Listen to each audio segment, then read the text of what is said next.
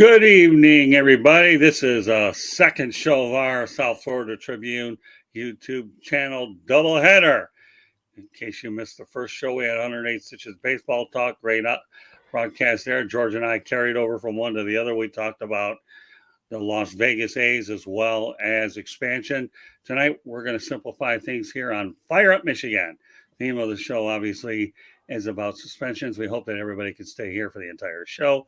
But before I go over to the introductions here, I want to let everybody know that if you got everybody participates in the chat room, we'll have an opportunity to come on our show at a future date. So we encourage everybody, please get involved. And when you do that, okay, please subscribe, because just because you come on one doesn't mean you're a one and done. Okay, this isn't college basketball where you have one and dones. Okay, if I find that there's some talent over there, I'll be more than happy to bring on as often as you want to come on and interact with all of our analysts. So please keep that in mind. But that said, I should also point out that the audio version of Fire Up Michigan can be heard on iHeartRadio, Apple, Spotify, Google, wherever you get your podcasts. So listening to it, that's how to do it. Please hit the red subscribe button on YouTube South Florida Tribune. Okay, we are striving for 1,000 subscribers. Please also comment, like, and share the broadcast. We want your opinion, feedback any way you can, and spread it out. Want to be a guest? No problem. Send topic ideas to southfloridatribune@gmail.com. Or, like I say, participate in the chat room, and we will bring you on. And if you want to advertise, no problem. 954-304-4941 gets it done. We are live on Facebook, LinkedIn, Twitter, and YouTube. And another way to send ideas as well would be to contact me on Twitter at Tribune South. With that said, now that we've taken care of business here, it's a three-man show tonight. Myself, George Eichhorn, welcome back for round two. Good to be here, Scott. Glad to have you as well. And, of course, Smoking Jeremy B. Welcome back. Good to be here.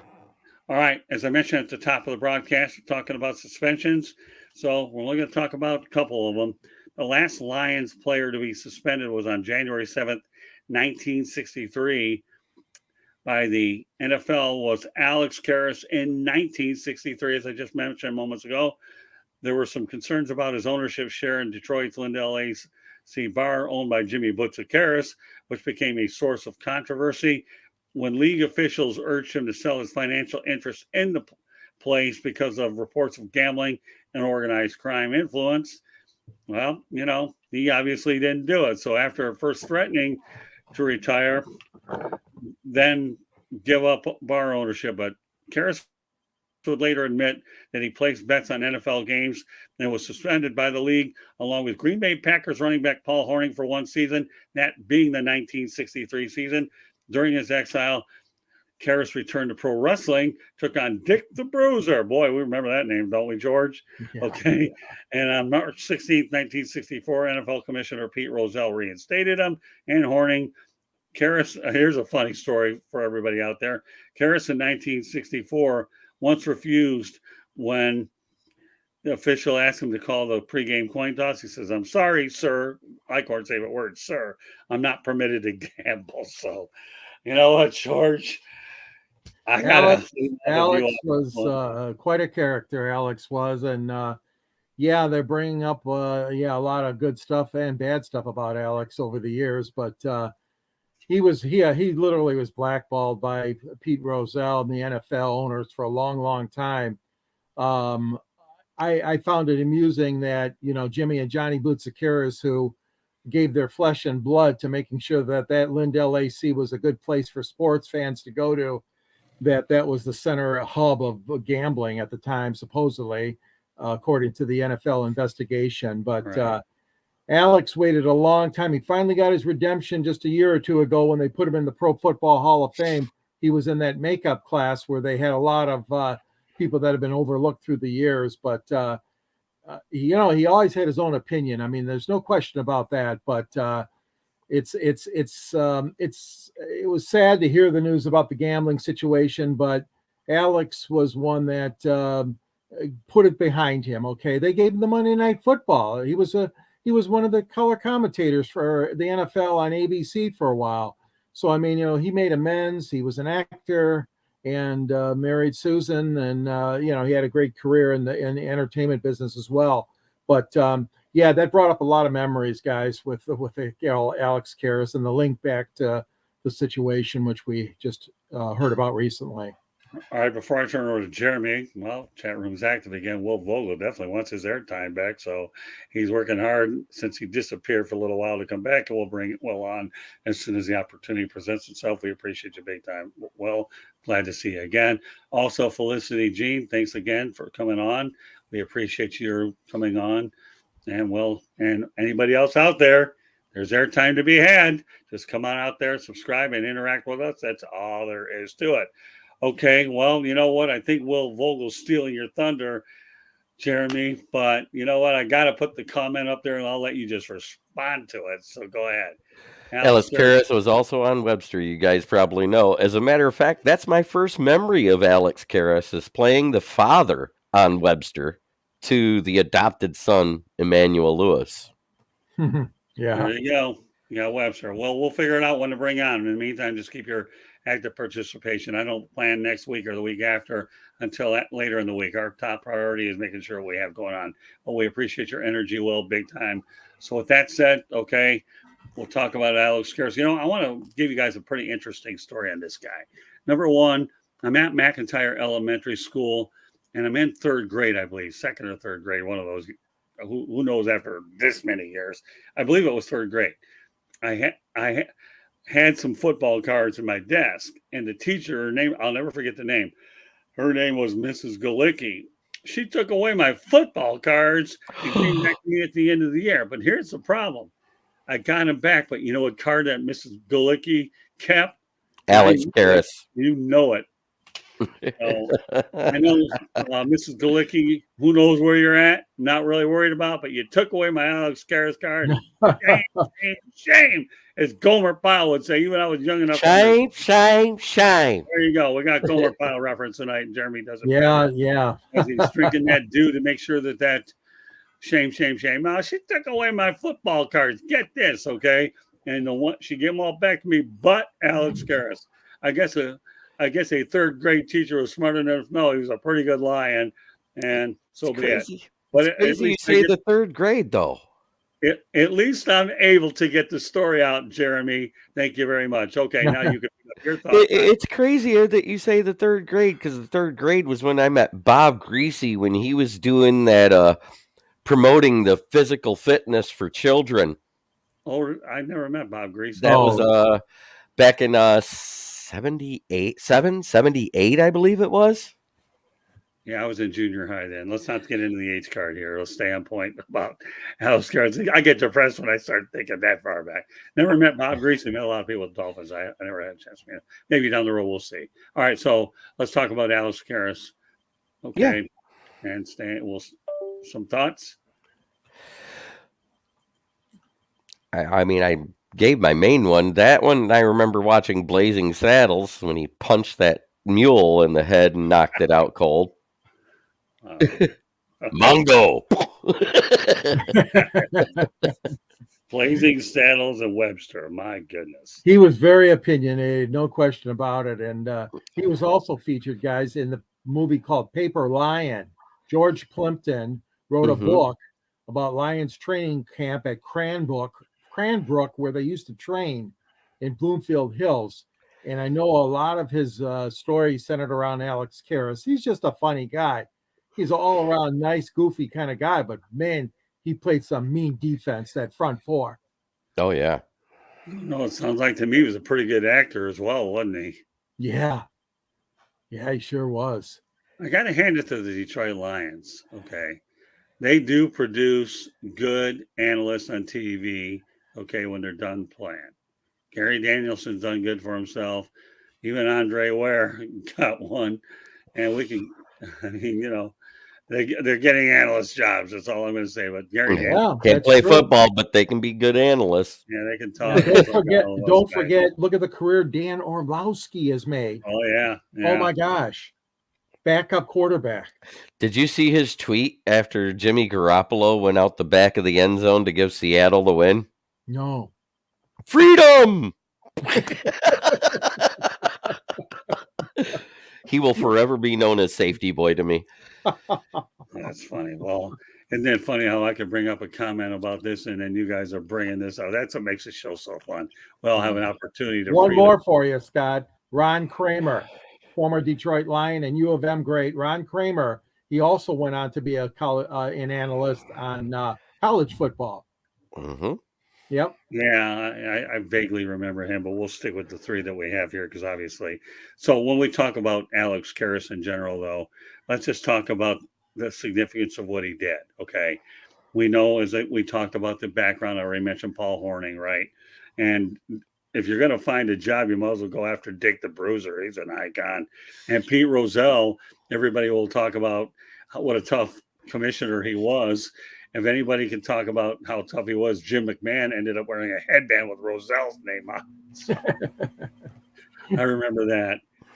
So, but what are your thoughts about his one-liner that I'm sorry, sir, I'm not permitted to gamble? And yes, the Pro Football Hall of Fame, because let's face the reality, and it's going to lead to some of our other things here, that policy, the NFL gambling policy, has been consistent for years. I just want to make that known. I mean, obviously, Calvin Ridley of the Jaguars was reinstated, but Hornung and Karras were out 1 year too. So that just goes to show you where they stand on this.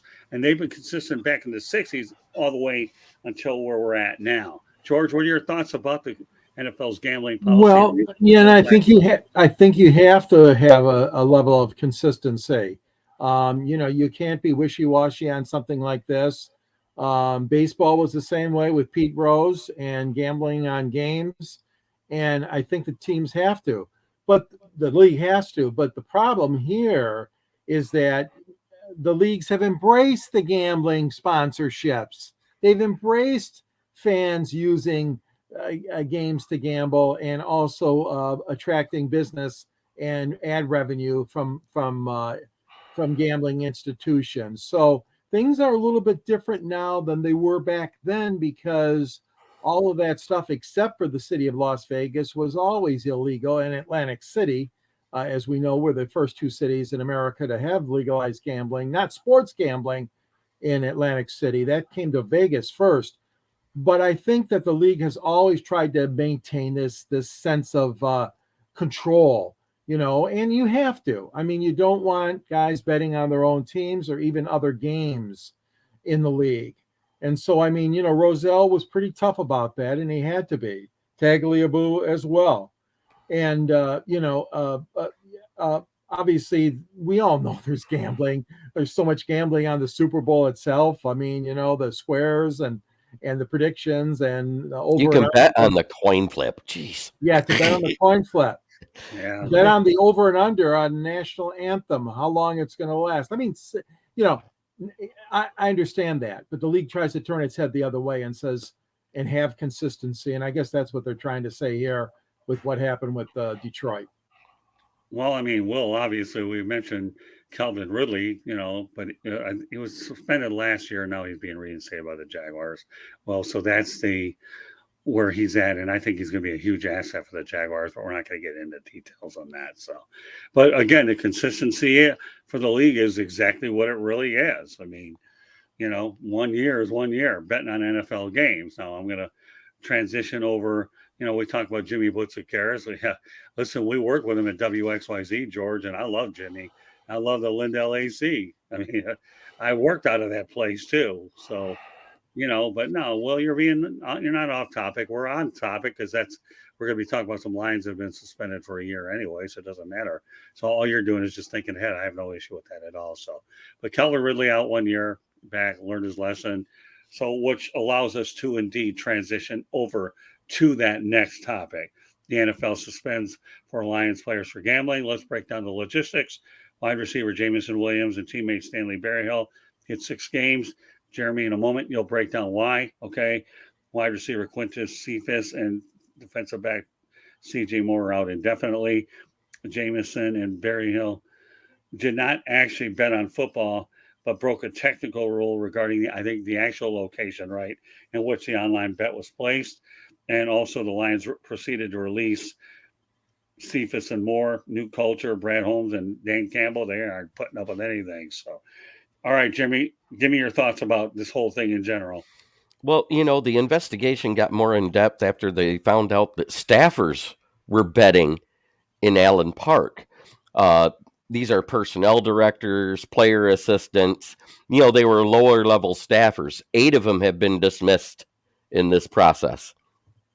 So that being said, when you have young, impressionable players seeing people in leadership roles on the team doing this, and even though they didn't bet on Lions games, and I'm talking about Jameson Williams and Stanley Berryhill, they did place bets during the whole March Madness thing, but they did it on NFL property, which means they are on NFL time, which is a violation of the rule. That is why they got the slap on the wrist in the 6 games. And I believe they have to be outside once the regular season starts. They cannot be in the practice facilities or anything for 4 weeks, but it can be appealed down to 3. And it would behoove Jameson Williams to do that, to get it down to 3, because he missed so much time last year with the injury and the chemistry he lost with Goff, and it was evident at the end of the season.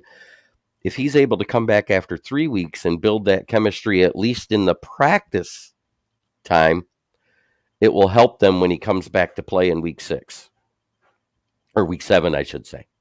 Yeah. So my question is how much money do you think he stands not playing in those 6 games? Do you have any idea? I don't know what it breaks down per check, but I do know that he's lost all of the guaranteed part of his salary.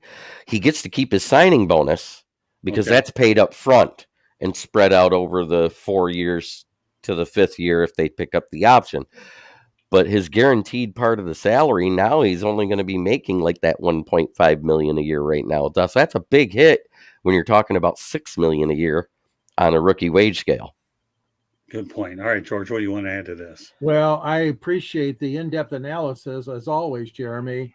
My question and concern is that, I mean, these things happen to the Lions a lot. You got all these other teams. Are we 100% certain that they've investigated everybody and every other league? I mean, every other player, every other team. There's only 9 teams. There's only 9 teams that are in states that have legalized sports betting. Okay, there you go. Okay, so it is down to So, and I think there's 9 states that it's legalized sports gambling, and a total of 13 teams that it covers. Sure, but that's still less than half the NFL. Right. This one guy said, "Oh, that's only a third." I said, "No, it's closer to 42%." But yeah. But again, I'm not going to make any excuses. I mean, the players know the rules. The players know what the bargaining agreement says, and a lot of this, I'm sorry, is stupidity. And I'm sorry that if you did it out in your car in Allen Park's parking lot or wherever he did it, or some of the players that did things, I mean, or even if they were on the road and did it in a hotel. Exactly. That is still on NFL time. Yeah. And these are the things that really bother me because, I'd like to see Jameson come back. He's got a lot of potential there. Will Vogel, you just said it. Yeah, you're disappointed in him too with a good upcoming receiving career. But the fact of the matter is that you got to have something up the smarts and make sure this doesn't happen. But I am, Jeremy, like you said, and Scott, I am disappointed with the staff members too that were also caught. Yeah, because like I said, that has to deal with player leadership. Right. And if they're doing it and these young impressionable players say it, I can do it too. All the bottom line is you got to lead by example. Yes. And they didn't. All right, so let me ask you a couple of questions. You both brought up some interesting points. Point number 1, and each of you get to respond to it, okay? That way you'll be able. Number 1, Jeremy, this one, we're going to start with you, and then George, you follow up. Do you think the timing is a blessing in disguise, Jeremy, knowing that the NFL draft is about 48 hours away, knowing full well you released a wide receiver and a defensive back, and that it probably could change the complexion a little bit of the draft board? See, well, Cephas, he really hadn't been supplying much because he's usually injured, and all he was a special teams player. Stanley Berryhill, he was a practice squad player. So he played the opposing team at practice time. Right. And CJ Moore became a special team standout. But maybe because, like I said, all of this came out a couple months ago. So Brad Holmes has known about it. Maybe that's why at the end of free agency, they brought back Jalen Reeves-Maben to take his place Okay. on the special team squad. It's fair. No, I like that. I mean, let's face the reality. We all know that the turnover in the NFL is probably at least 50 to 60% every year, anyways, once you sort out the money and all that. So, again, we all know one thing I know about Brad Holmes and the little I know, I've watched him in action. This guy, to me, is a fleece master. He knows how to go ahead and make some unbelievable trades, this guy. He really does. I mean, you talk about, I don't think the Lions have had a general manager this competent and who knows how long. I mean, Brad Holmes is a different bird. This guy he's a genius. Yeah, whoever it was for Wayne Fonts. Well, yeah, but with all due respect now, I will say Martin Mayhew didn't do that badly. He was all right. But I think that when you take a step up in class of Brad Holmes, this guy here is just unbelievable. So, George, same answer. What do you think about the Lions? Well, I didn't think about what Jeremy just said.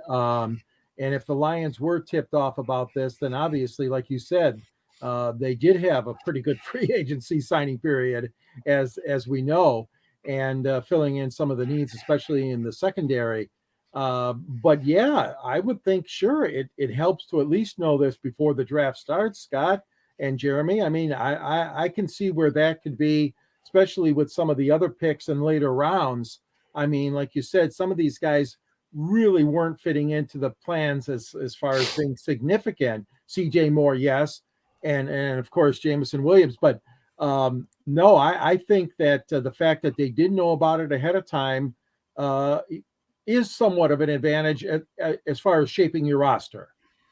Okay, one other thing I want to point out. Okay, now we're starting to see NFL teams in gambling towns. Okay, now forget about Las Vegas, the Raiders, but Detroit is one. You have 3 casinos there and one across Windsor. Okay, I don't know. I think they had the Motor City Casino. Is that still there? Yes. And then the MGM Grand. And then the Greektown one. Greektown, right. So gambling. Greektown was the first one, right? I think so. I think so. Yeah, and then they fought Circus one. Is that the Motor City Casino? I don't know. Motor and then, City. of course, the MGM. Yeah. Okay, so, but that said, okay, Detroit being a gambling town, I don't even know. Are the casinos pretty busy and packed up there? I don't even know. Do you guys know? Yeah, they do release figures. Don't they, Jeremy, every month? And I mean, they have to report the figures every month to the state. Yes. And because they have to have so many winners, so many losers, there has to be a percentage of winners on the machines as well as at the tables. No kidding. I never knew that. Unbelievable. Yeah. So to answer your question, Scott, yes, it's quite popular still here.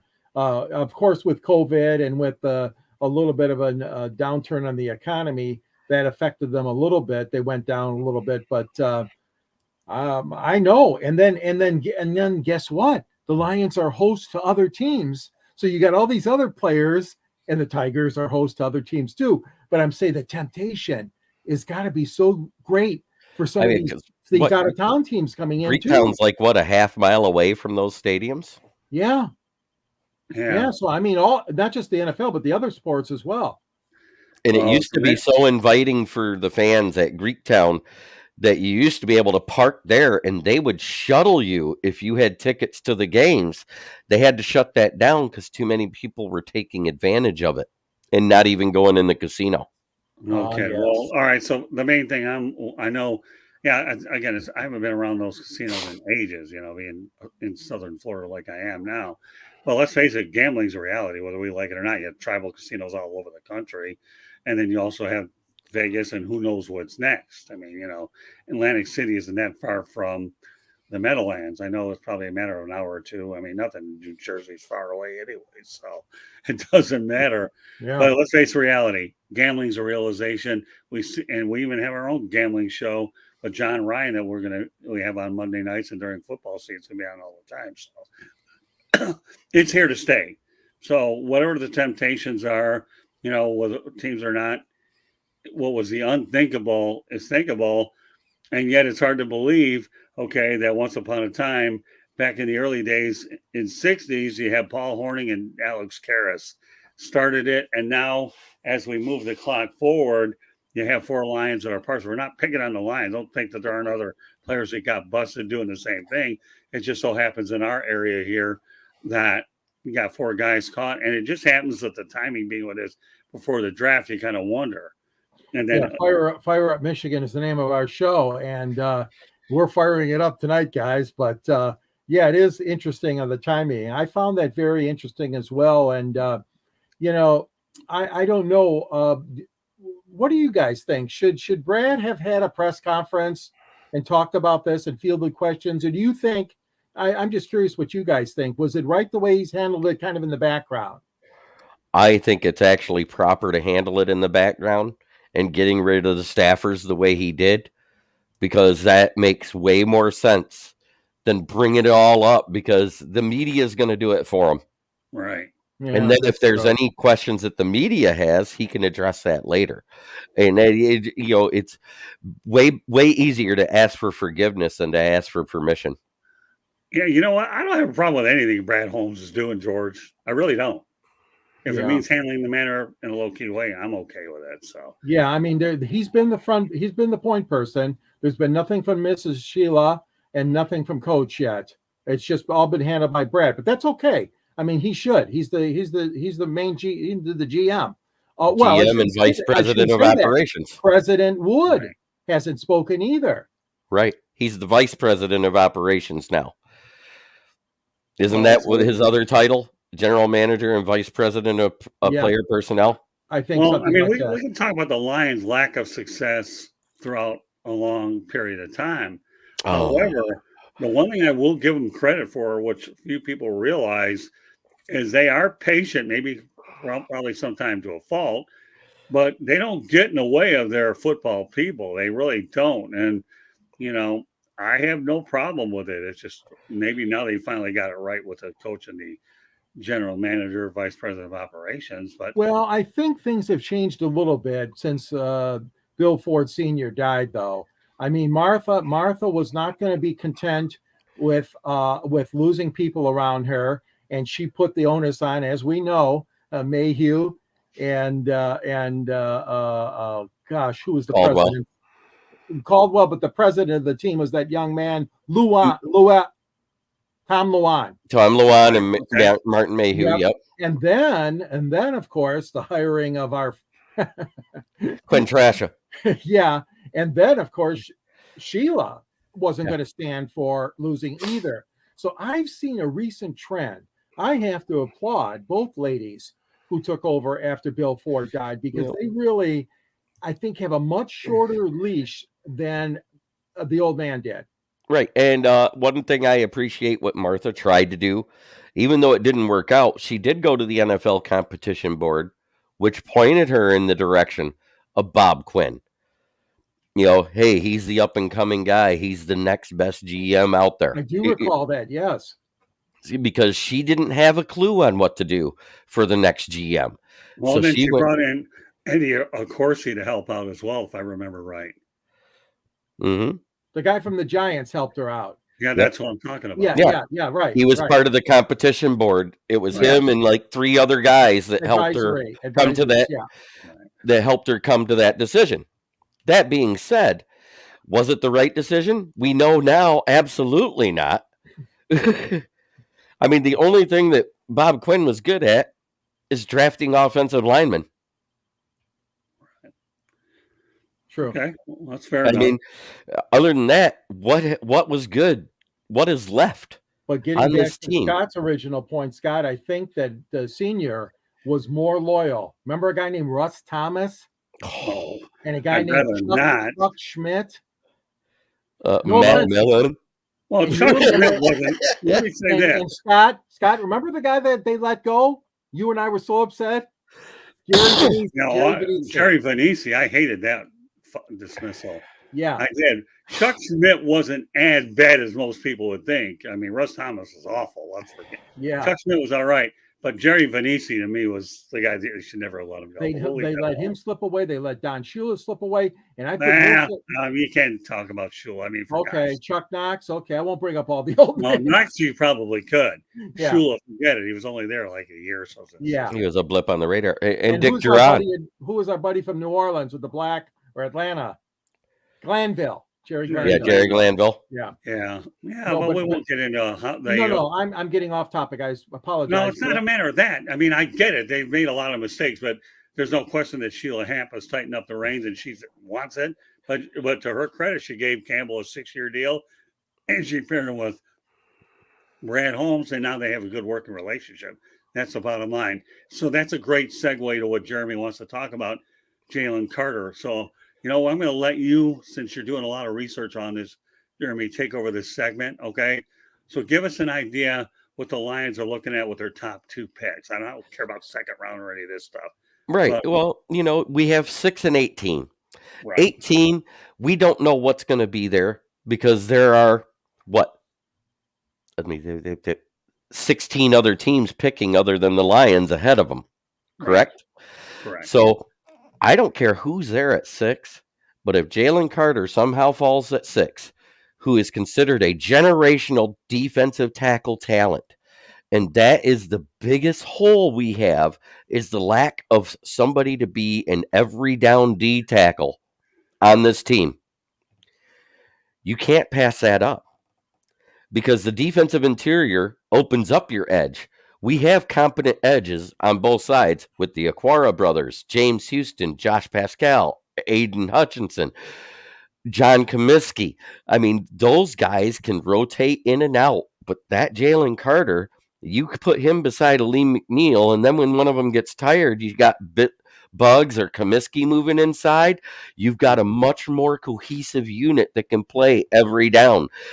I just feel that Jalen Carter should be the pick at 6 if he's there. If he's not, the next best available is probably Tyree Wilson, the kid out of Texas A&M.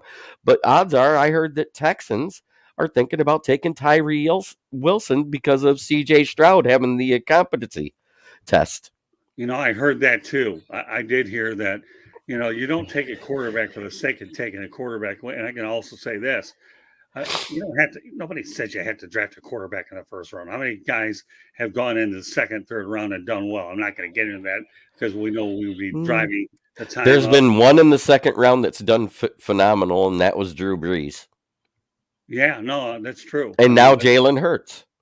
Right, and then if you want to go third round, Joe Montana, but we'll leave it alone at right. that. I mean, yeah, but other than those, it's been kind of iffy. Most of your best quarterbacks have been out of the first round or late.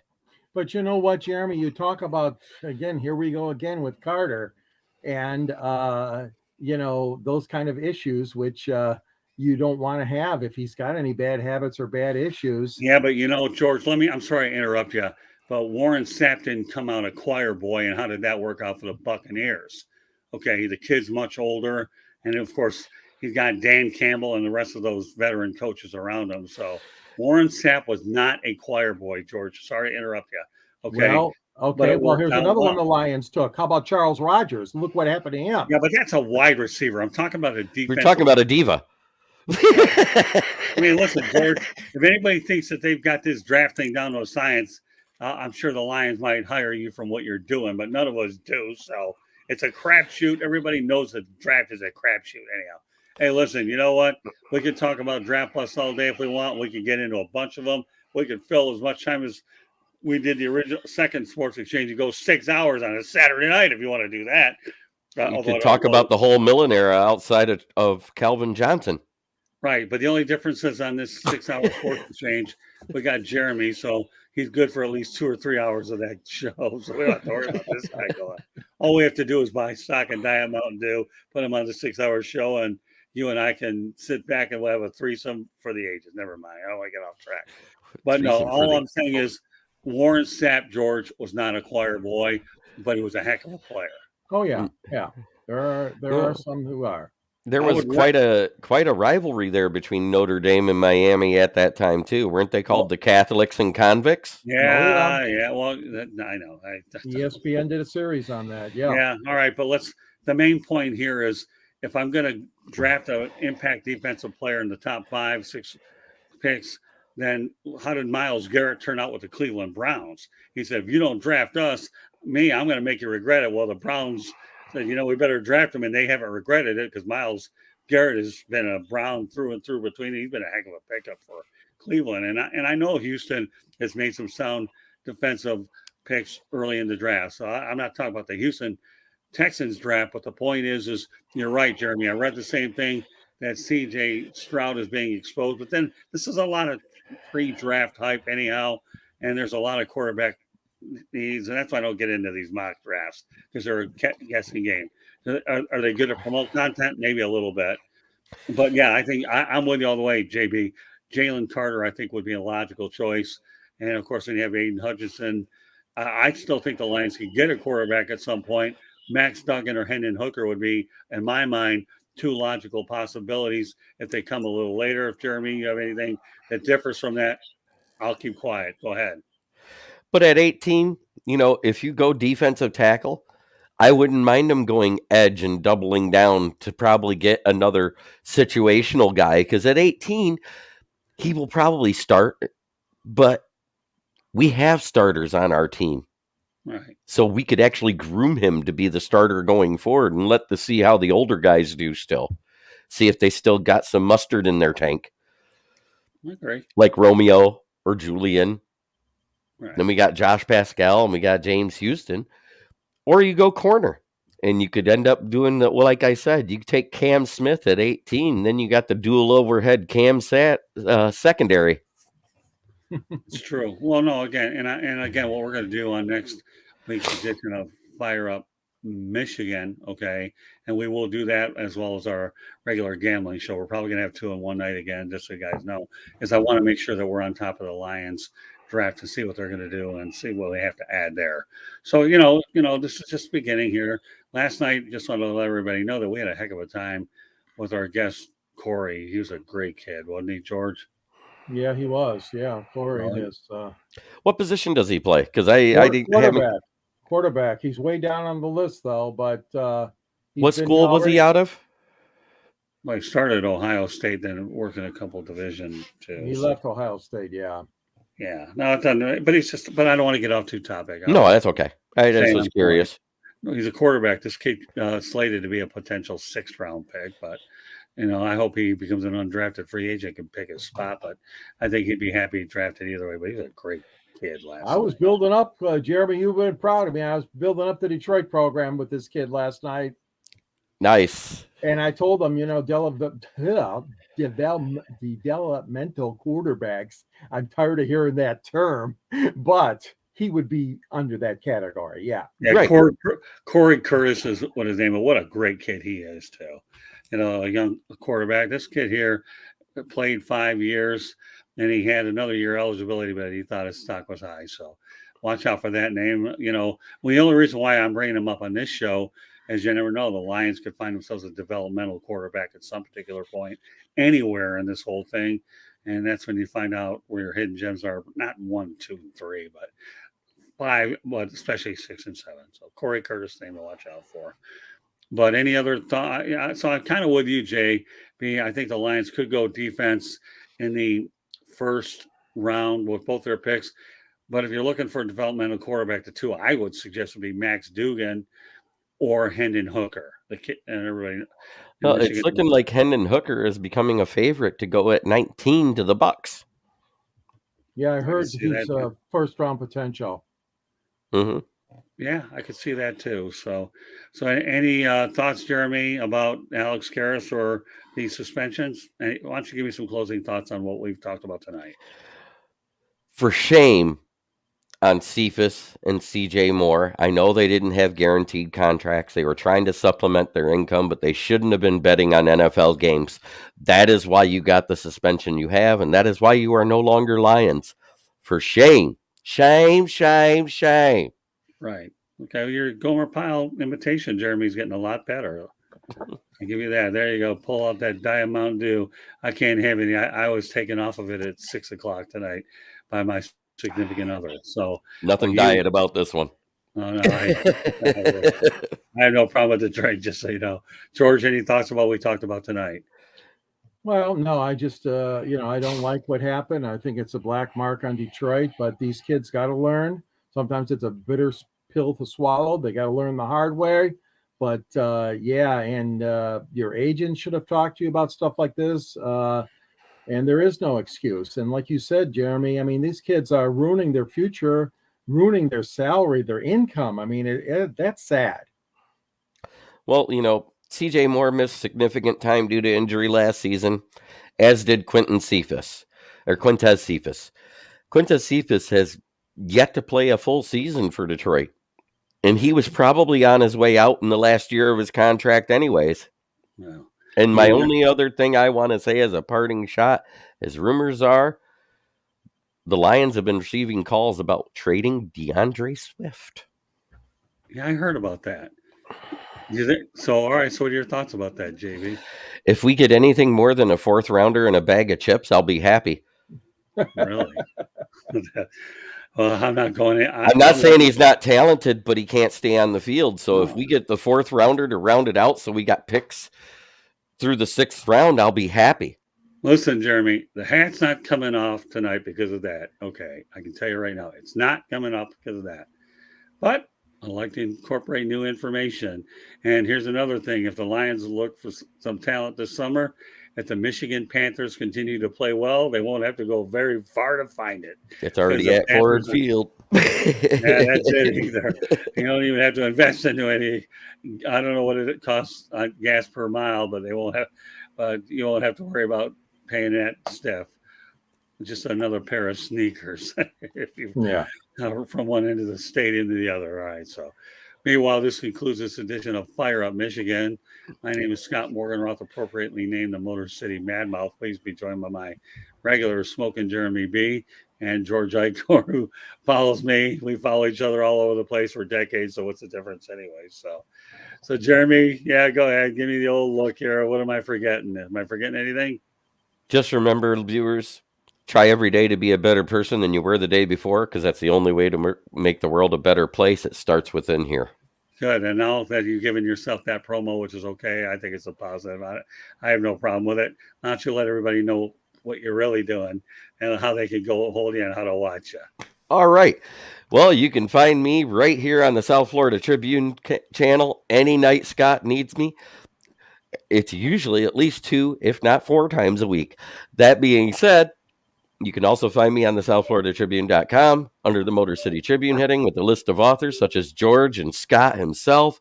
You can also find me on my channel, which is Kneecap Biting with Smoking Jeremy B, where I do my NFL Roundtable talks on Wednesdays and the Lions Fan Cave chat on Fridays. And every now and then you'll even see me on Sideline Sports. Yeah, I had no problem with them. They're great people. They've been nothing but good for us. I enjoy everyone I deal with. They're great partners, so I'll say. All right, George, 2 times in one night isn't so bad. Pull that bad boy up. Talk about it. Detroit Sports Broadcasting on the air, featuring the likes of Van Patrick, Frank Beckman, Ray Lane, Bob Reynolds, all these great Lions announcers we've had over the years. Mark Champion, Jim Brandstatter, and now Dan Miller. But the Lions are featured in the book, as well as the Red Wings, Pistons, all of U of M, Bob Ufer is mentioned, Ernie Harwell, and of course, over here, Scott Morganroth. Scott interviewed Muhammad Ali. He interviewed Jimmy Connors. This guy is the Barbara Walters of sports interviews, Scott Morganroth. Boy, I've never heard that. And seriously, Calvin Griffith, he's interviewed. He's interviewed Joe Robbie. I just found out tonight. You can get it on Motor City Tribune and the South Florida Tribune website. And I'm proud writer as well as Jeremy and Scott, and also for the Detroit Monitor. You can reach me at gicorn@yahoo.com. That's the easiest way, or LinkedIn. So George Eichhorn just got hired as my agent. Did you know that? Right? Yeah. I mean, he does a better job building me up than I do. I like. Does anybody call you that, Scott? The Barbara Walters of sports interviews? No, I'll get to that in a moment. I just want to point out to everybody that the audio version of Fire Up Michigan, I can get this out, can be heard on iHeartRadio, Apple, Spotify, Google, wherever you get your podcasts. Please hit the red subscribe button on YouTube South Florida Tribune. We're striving for 1,000 subscribers. And I'm finding that our chat room is very useful. If you want to be a guest on the show, no problem. Please comment, like, and share the broadcast. And as I mentioned, want to be a guest, participate in the chat room. That's a good way to do it. Or send your topic ideas to southfloridatribune@gmail.com. Or you can even contact me on Twitter at Tribune South. If you want to advertise, no problem. Call 954-304-4941. We are live on Facebook, LinkedIn, Twitter, and YouTube. Kudos to Candy Ebling. Does an unbelievable job making sure everything goes up in a timely manner. And that's really pretty good stuff there, too. Let's go back to the chat room and see if we have any activity. Yeah, yes, we do. Look at Jennifer, that. you're right, Jennifer. Yeah. Ali's daughter, Lonnie, is a dear friend of mine. Wow. Yeah. So Jennifer Lee Cobb. Hey, Jen, how you been? We need to get back in touch. I was in touch with Jen before and one of the classier ladies out there. So feel free to reach out to me anytime, Jennifer. Glad that you're able to go ahead and participate on the broadcast as well. You know what? I got to put this up there because that way I don't have to show and tell. And as an NFL alumni cheerleader, I am super pumped for the draft. And so, Jennifer, by all means, reach out to me at southfloridatribune@gmail.com. This platform is growing, and I would certainly love to have you continue to be a part of it and grow this brand that we are working so diligently to indeed do. I should also point out, please go to our website, www.southfloridatribune.com. So good stuff. Great show. So just to give everybody a programming note, that tomorrow night I have Pundit's Pundit and then the Sports Exchange, for which Jeremy will be on tomorrow night. Also, George and Jeremy, I hope you guys don't mind another doubleheader next Monday night. We're going to talk Fire Up Michigan and summarize the Lions draft, as well as we'll go ahead and bring on John Ryan, who will talk about the ponies. And the ponies that I'm talking about is it'll be league. So yeah, no, Jeremy's something. This is a family audience. We don't want mules. Or is that? Or did you pretend to be a horse? A horse. On the time we had Mr. Ed. All right, all right. Now just keep the Mountain Dew down. Maybe we'll have to just give him the water. We got to give him a cutoff point. But at any rate, Jennifer Lee Cobb, and Ralph Williams, good to see you again. We enjoy you coming on here as well. We feel like you're all friends of the show, and we look forward to having more and more people participate. So it is what it is. So on behalf of my incredible 1-2 punch, George and Jeremy, my name is Scott Morgan, Roth the Motor City Madmouth. Thank you for joining us on this edition of Fire Up Michigan. Okay. And we look forward to seeing you next Monday night when we talk about the NFL draft, Detroit Lions style. So meanwhile, good night, everybody. Unless I have another comment in there that I need to do, you're welcome. I love all these comments. I'll go ahead all day long, okay, and bring them on. We can extend the show by a few seconds. I want everybody to get recognized here. Okay, good stuff. So in the meantime, repetition one more time. George, Jeremy, this is Scott. Glad to have you, and we will see you tomorrow night on the South Florida Tribune YouTube channel. Good night, everybody. Good night.